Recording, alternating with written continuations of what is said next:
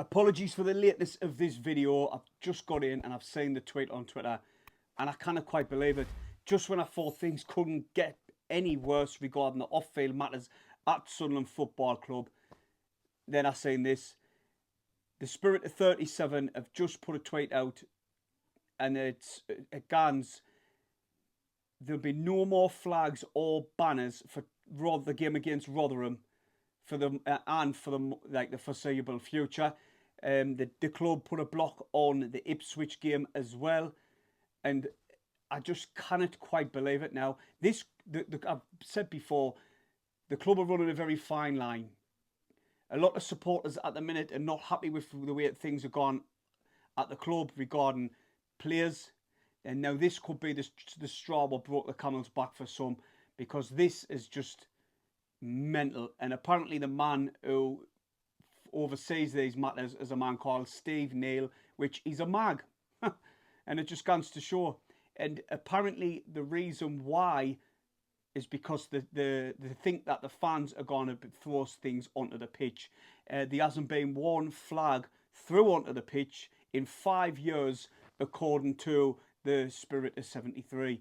I just feel sorry for all them supporters that have donated money to this cause to help create these flags and raise the funds needed so we can have a good display for when the players come out. I do understand the banners where people were ripping them up and tossing them on the pitch. I did get that. But flags, come on.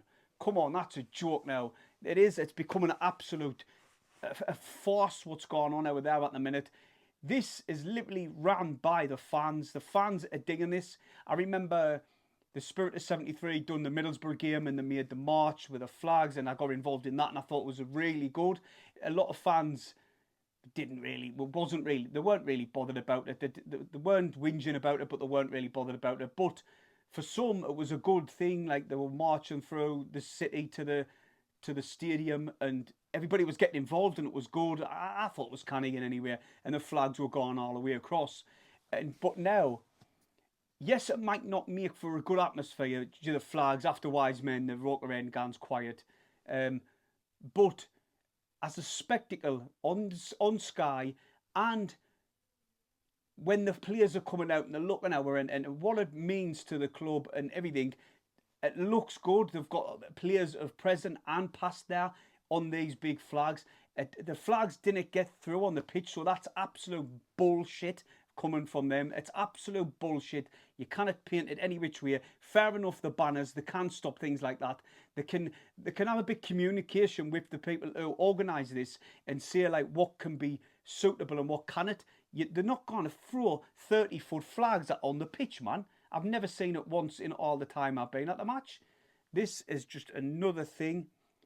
Like I said previous, a lot of Sunderland supporters are getting rubbed up the wrong way regarding the club, with how slow we're moving in the window, with the certain players we're getting rid of, and now this, it's you know, I'm sitting on the fence at the minute, but I tell you what, I'm starting to slip it off, especially when news like this. It's an absolute joke.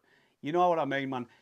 The one thing that Sunderland fans had a little bit of control of is that the fact that they've raised money, hard-earned money, donated to this cause, and they've got new flags there, all wrapped up, ready to use, and then the club pulling the rug. It's got obviously to do with that Steve Neal. He's in charge and he's a mag. You look up the road, their display, the banners they use, the flags they use. Why is their club all right with it, but our club's not? Why is it feels as if we're nutting the wall constantly when it comes to the club and communication with the supporters? That's all we ask for, transparency and communication, and we're just literally getting none of it at the minute. I thought I'd bring you this video because my blood's absolutely boiling regarding this situation. There's no harm in it. I did understand the plastic banners because they were getting tossed, the little square, little tiny things. But they're talking about the flags now. It's just a joke. It's an absolute joke. This will be for the foreseeable future. They put a block on the Ipswich game, like I said. And anyway, let us know what you think about this situation. It's very late at night. Some of you might not even be up yet. Hit the thumbs up on this video and subscribe to the channel. See you in a bit, everyone.